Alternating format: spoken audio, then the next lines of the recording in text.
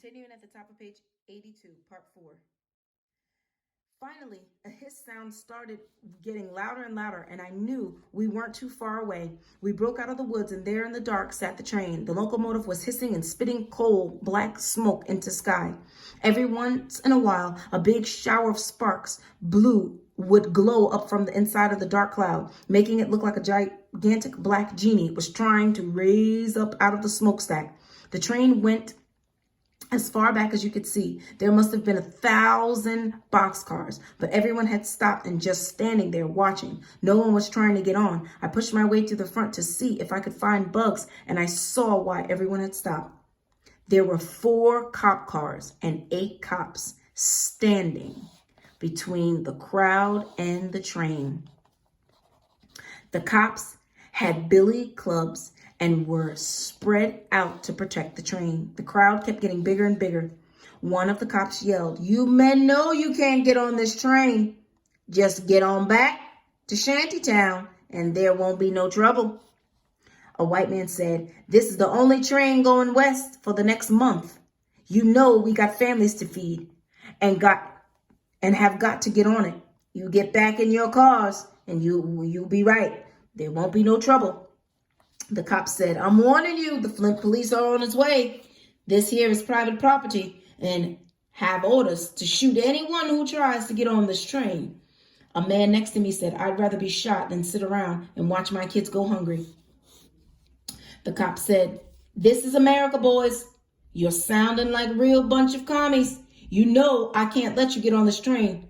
I got kids to feed too, and I'd lose my job." Someone yelled, "Well, welcome to the club, brother."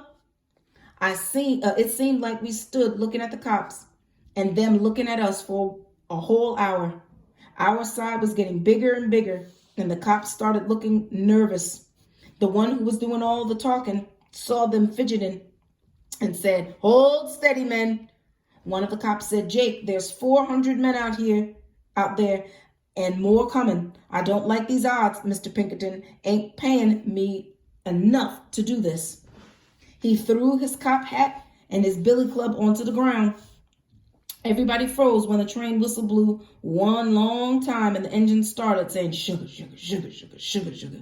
The big steel wheels creaked up a couple of times, then started to move. 4 of the other cops threw their hats and billy clubs down too. The boss cop said, "You lively liver rats," and it was like someone said, "On your mark, get set, go." The engine was saying, "Sugar, sugar, sugar, sugar, sugar, sugar, sugar, sugar, sugar, sugar, sugar," and 1,000,000 boys and men broke for the train. I got pushed from behind and fell on top of my suitcase. Someone reached down and pulled me up. I squeezed my bag to my stomach and ran. The train was going faster and faster. People were jumping on and reaching the back to help others. I finally got onto the tracks. I was running as hard as I could. I looked up into the boxcar and saw Bugs. He screamed, "Bug, throw your bag. Throw me your bag." I used both hands to throw my suitcase at the train. Bugs caught it, and when he set it behind him, and the blue flyer blew out of the twine and fluttered outside the door. It was like a miracle. The flyer flipped over 3 times and landed right in my hand. I slowed down and put it in my pocket. Bugs reached out one arm and screamed, "Bud, don't stop, run!" I started running again, but it felt like my legs were gone. The car with Bugs in it was getting farther and farther away. Finally, I stopped. Bugs was leaning out of the door and stopped reaching back for me. He waved and disappeared into the boxcar. A second later, my suitcase came flying out of the door.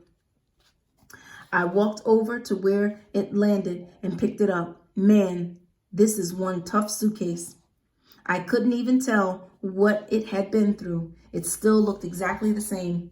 I sat on the side of the tracks and tried to catch my breath. The train and my new pretend brother got farther and farther away, chugging to Chicago. Man, I'd found some family, and he was gone before we could really get to know each other. There were 6 or 7 other people who didn't make the train, so we all walked back toward Hooverville. There must have lit the big fire again. The sky in that direction was glowing orange. The cop that first threw down his billy club walked over to us and said, he wasn't lying about Flint police coming, but they're coming to bust up Shantytown. and you all should get out of here. When we got close to Hooverville, we heard 4 gunshots. We all spread into the woods and sneaked up to see what happened. I peeked from behind a tree and could see a bunch of cops standing around with pistols out. All the men and boys and women that were left in Hooverville were bunched up on one side and the cops were on the other. The fire had been lit and was burning bigger than ever. But now it was burning because the cops were tearing all of the shacks down and were throwing the wood and cardboard and chunks of coal into the middle of it. One of the cops dragged a big cloth washing pot over to the side and stuck his pistol down in it and shot 4 more times. Whew. Instead of shooting people, they were shooting holes in all of the pots and pans. A man was yelling, "You yellow-belly lowlifes! You wait until you knew most of the men were gone. You cowards!" The cops couldn't talk or nothing. They just kept piling Flint Hoovervilles into the fire. I tried to see if I could spot Desi Malone, but there were too many people. It seemed like the only good thing that came out of going to Hooverville was that I finally kissed a girl. Maybe someone was trying to tell me something.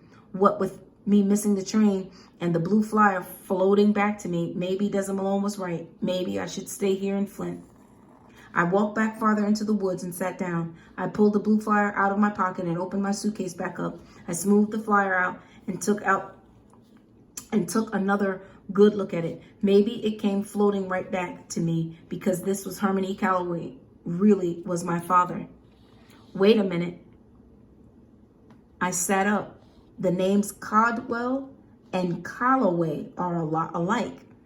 Both of them have 8 letters, and there aren't too many names that have a C-A-L and a W all together like that. I remembered what I read in that little big book, Gangbusters. It said a good criminal chooses an alias that's kind of close to their own name.